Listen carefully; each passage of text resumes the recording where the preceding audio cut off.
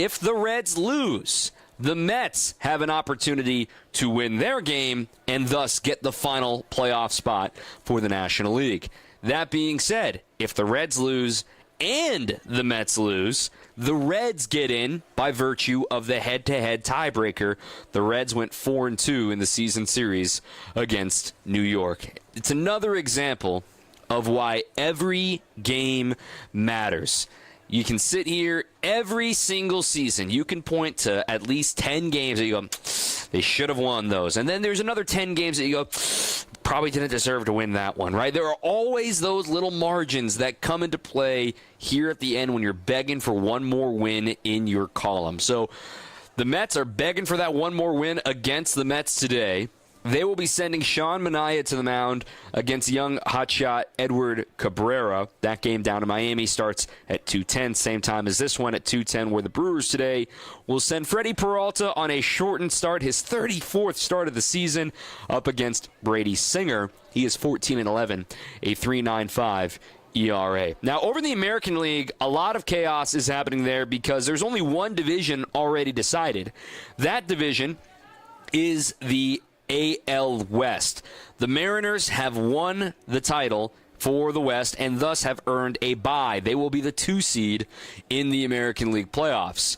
The 1 seed is up for grabs by whoever wins the East division between the Yankees and the Blue Jays. They are not facing each other head-to-head today, but the point being, the tiebreaker going to Toronto. So if they end up with the same result today, Toronto gets the 1 seed and the bye, and New York would be hosting a wild card series likely against the Boston Red Sox. Then, otherwise, the Central is still up for interpretation too, as both Cleveland and Detroit enter today with the same record. If Detroit wins, they must have Cleveland lose for Detroit to win the division and get to host a wild card series against those Cleveland Guardians. But vice versa, if Cleveland wins, they win the division no matter what happens with Detroit because they hold the tiebreaker on the Tigers. The Rangers and the Guardians finish their season in Cleveland. The Tigers will finish in Boston, who clinched a playoff spot today, yesterday with their walk-off winner, I should say, on Friday night. So they're on good standing to be into the postseason.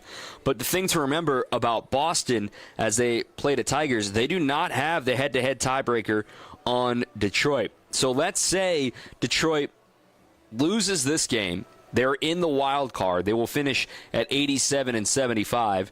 The Red Sox win. They're at 89-74. They would be going on the road for the wild card series, likely against the Yankees, unless you get the win and the loss in the Blue Jays. So a lot going on over there in the American League side of things. So if the playoffs started tomorrow, let's just use the tiebreakers as an example. In the American League, the 1 seed would be Toronto. The 2 seed would be Seattle. They get the byes. Then the top 2 wild card matchup would be the Yankees and the Red Sox.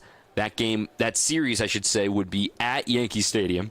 Then the other wild card series would be the Tigers, who win the Central, or I should say the Guardians, who win the Central, hosting the Detroit Tigers as the last team in. So we know the participants in the American League. We just do not know the order or where Tuesday's games will be. In the National League, it's a little more cut and dry. We know the 1 seed will be the Brewers. We know the 2 seed will be the Phillies. We know the first wild card matchup will be in Chicago. Cubs hosting the Padres for best of 3. Then LA is awaiting their opponent. It'll either be the New York Mets or these Cincinnati Reds. What a story it could be on the last day of the season. I think some of the awards have been taken care of already. We'll break down some of those award races coming up here on this last day of the season up in the next segment as well. Less so much about the game because, quite frankly, the Brewers literally have nothing to play for today. We'll talk about the lineups at the very end as well. Brewers, Reds, the finale of the season. Our question of the day goes like this. If you had to pick one game, what is your favorite game of the 2025 season? I've got some social content coming out on this tomorrow, asking a few guys in the clubhouse what their favorite game of the season was. So what's yours? 855-616-1620. Again, 855-616-1620. You can call, you can text. Let's talk about it. We're going to the bottom of the hour for Brewers Warmup on your home of the Brewers, 620 WTMJ. Well, we decided to develop our own mattress line just, I think, purely from a quality standpoint again. We wanted to go the opposite way the industry was going. The industry was cheapening things, and we didn't believe in that. Ben and Arvid from Penny Mustard Furnishings. The entire mattress industry has gone to one-sided. We still believe that a two-sided is going to last you longer. You can get more comfort out of it. 5 years from now, 10 years from now, I want them to look back and say, wow, I bought that a long time ago, and I'm still really happy with it. That's true in our mattresses. It's true in our furniture. PennyMustard.com.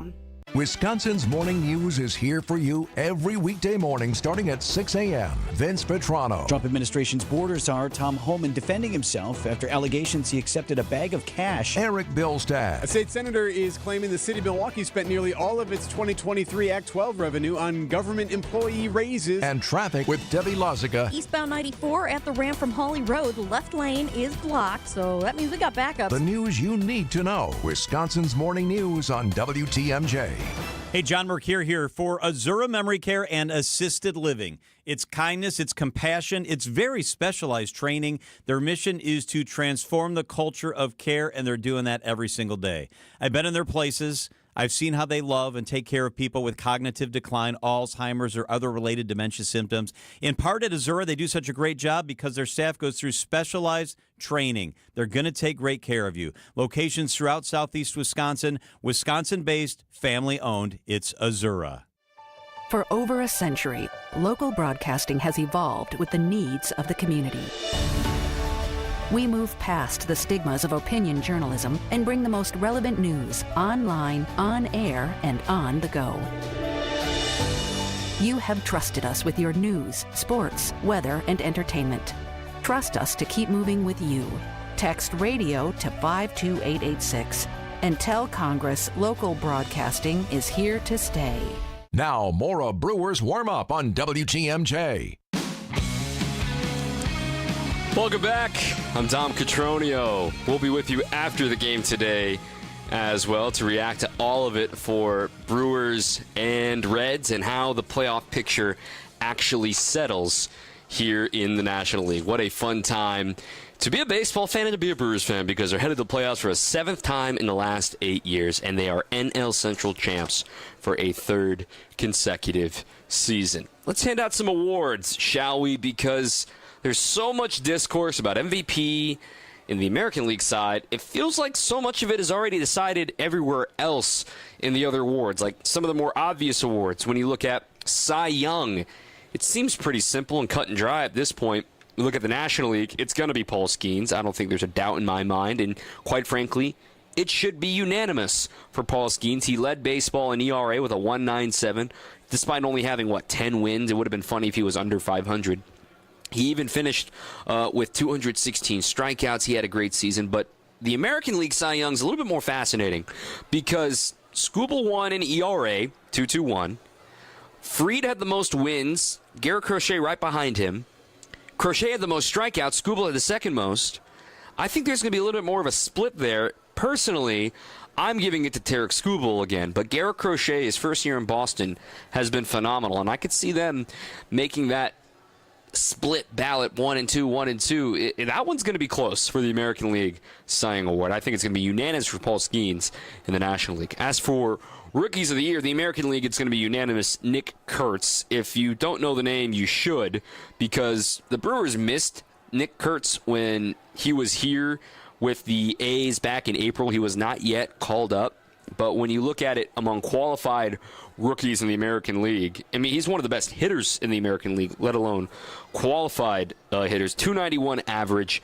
Also give love to Jacob Wilson, 311 leading all hitters there for the A's. 35 homers as a rookie, 84 runs driven in, OPS of nearly 1,000. He is going to run away with it in the American League. Now, the National League gets a little more cloudy. Unfortunately, it seems like Isaac Collins has fallen out of the running in that regard.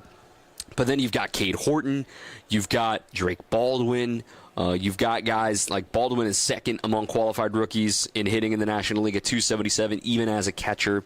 He's got the second most homers with 19 of them among catchers. He's got the most RBIs. The OPS lead is Baldwin with an 818. Collins is in fourth at 774. But then you got to look over at Cade Horton. I know his season is over due to injury, but he has been fantastic on the pitching side of things for the Chicago Cubs. He changed their season, helped stabilize their rotation in order to be somebody that they look to. 2.67 ERA. He's got 11 wins. Not all of those are just because of him, of course, but not a strikeout guy per se, but Cade Horton deserves some loves. If I had to guess right now, National League Rookie of the Year, it's going to be Drake Baldwin. I think you got to give some love to the catcher. You got to give some love to Cade Horton, will probably be second. Then the third spot gets a little more interesting. You can't ignore Chad Patrick, can't ignore Caleb Durbin, but I think at this point, Drake Baldwin, his steady presence has been very impressive for the Atlanta Braves, and quite frankly, it's led Atlanta to consider shopping Sean Murphy this offseason after he got season-ending hip surgery a couple of weeks ago. The National League MVP, next, Shohei. This is, sometimes you need to sit back and go, wait, really? Because we are not appreciating Ohtani enough. We're not realizing how insane this is. As a hitter, 6 WAR season as a DH, which is remarkable given you only hit, you can't add any value on defense. 54 homers to match his Dodger record from a season ago.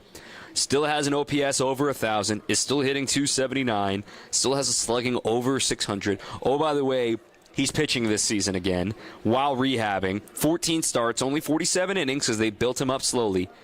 He only has 9 walks in those 47 innings. Think about that. 9 walks, 47 innings, 62 strikeouts in those 47 innings. Absolutely bonkers for the 30-year-old greatest player to ever live. Period. Point blank. End of story. The race for second place, I think it's going to be Juan Soto. Kyle Schwarber will likely finish third. I wonder if Yelly finishes top 6. I think there's a real good chance that Yelly could finish top 6 for the Brewers and what he's been able to do this season. Now the moneymaker, the American League MVP. What do? Do you pick the everyday catcher in Cal Raleigh, who set a switch-hitting homer record, a catcher record for homers in a season? He's got to that mythical number of 60, which no one thought would ever be touched by a catcher. Or do you go to the guy that has a WRC plus that's over 200, meaning he's double the player of league average? I have waffled on this so much. I love the value that a catcher provides. WAR does not appropriately capture framing numbers, defensive numbers, the mental fatigue that is being an everyday catcher. Raleigh, he's going to start today. It's going to be 159 games for Cal Raleigh in a 162-game season. Very impressive. Judge even missed a couple weeks due to his flexor strain in his arm. That being said, I think I've come around. I have to vote Aaron Judge. I can't penalize for Aaron Judge being Aaron Judge when a remarkable season is happening on the other coast. Judge is leading all of baseball in slash line. Best batting average on base, slugging, and OPS in all of baseball. Best OPS plus in all of baseball. Most intentional walks in all of baseball. He does not have the most homers, 53 of them. But he has scored the most runs in baseball. He has walked the most in baseball. It's got to be Aaron Judge. I think I've come around to it. He's got 10 wins above replacement in Fangraphs.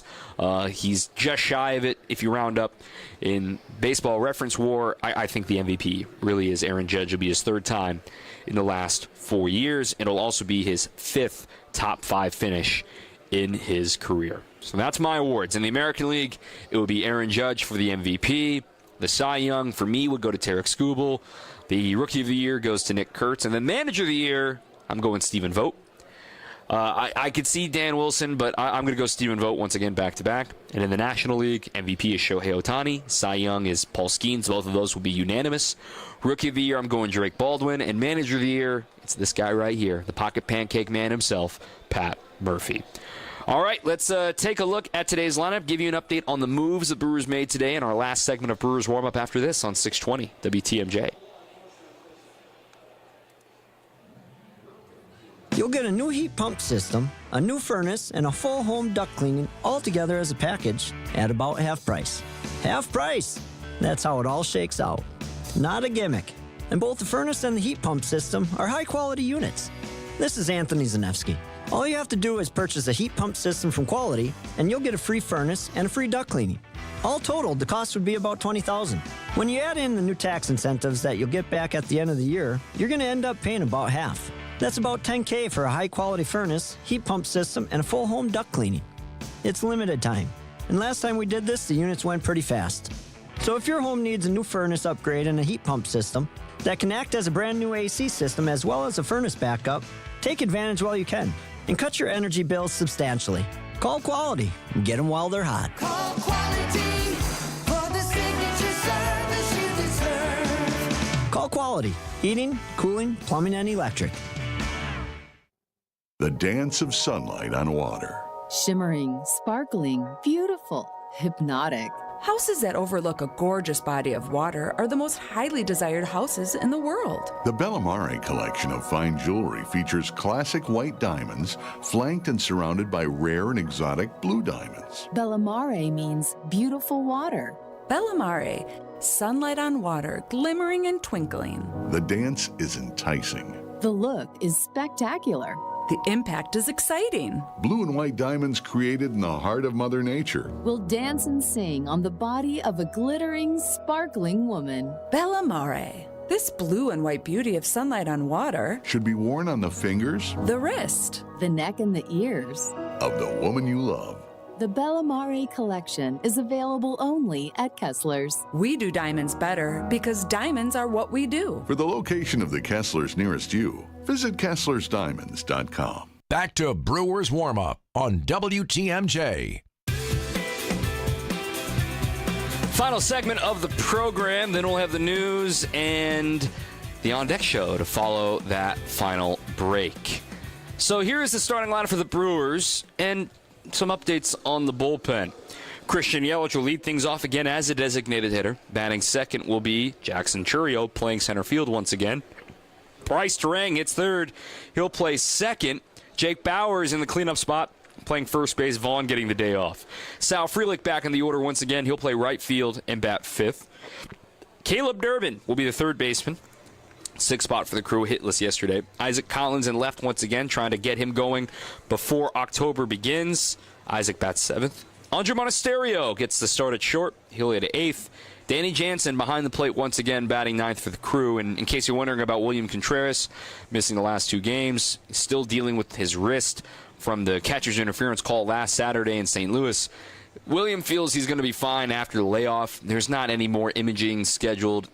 They feel that he could catch today if need be, but why risk it, given there is literally nothing else to play for the Brewers. Get him healthy, get him ready for Saturday in the NLDS. On the bullpen front, the Brewers made two moves. DL Hall, active and back from his strained oblique. They expect him to pitch today, and Trevor McGill. He is active and ready to go today. They want him to face at least one batter at some point, maybe not necessarily a save situation, but he is going to pitch in this game just to see how his body reacts to the adrenaline, if he can rip properly, if he can get the velo back up, and then the Brewers can make a decision coming to the NLDS. So that's good news. The corresponding moves may have confused some folks. They optioned Carlos Rodriguez. That made sense. He threw 2 innings yesterday. He wasn't going to be available today. And they DFA'd Eric Fetty. Now, that isn't what you think it is for a designation for excitement, given it's the last day of the season. There are no waiver claims the last day of the season. And even if somebody claimed him, there is no more games. He's a free agent to be. And furthermore, he is not postseason eligible on any other team because he wasn't in their organization by September 1st, which he was for the Brewers. So the Brewers making a savvy move by creating an active roster spot by DFAing Eric Fetty, knowing nobody can claim him. And then with the 40-man roster being below 40, he can be added back to a division series roster by just re-adding him to the 40-man roster after the 3 days have passed. So don't panic when you see that Eric Fetty move that he was DFA'd. He is still going to be within the organization. Now, the Brewers are going to have everybody throw today. Now, Freddie's going to go short, probably 3-4 innings tops for him. But then you still need to see DL Hall, and you still need to see Trevor McGill get in the game. And beyond that, their leverage arms aren't going to get work. Abner Uribe, Jared Koenig, Aaron Ashby. I would expect to see all of those guys today, which really helps out for Freddie to be in a shortened start today. It's a pretty simple formula for the Reds. win, and they are in. All hands on deck. Their closer, Emilio Pagan, has thrown in 4 consecutive games. Tony Santillan has thrown in 5 of the last 8. It is run on fumes season right now for the Cincinnati Reds, but you can't win if you don't play, meaning you got to get in. You just got to get in. Anything can happen in the postseason. How many times have we seen the last team in make a run? Right? Just the last few years, you think about it. The Mets last year. You don't have to ask a Brewer fan how that feels. 2023, Diamondbacks. Don't have to ask a Brewer fan how that feels. 2022, Phillies. Don't have to ask the Brewers how they feel about that. 2021, the Braves were a good team, not a great team in 2021, especially after losing Ronald Acuna Jr. So the point being, just get in and anything can happen. Our producer has been Isaac Marquardt. I'm Dom Cotroneo. The On Deck Show coming up in a moment, but first we send it back to our breaking news center. Here's Nazir Spencer. Thanks, Dom. Police say 1 person was killed and 9 injured in a shooting at a Mormon church in Michigan, and the suspect is also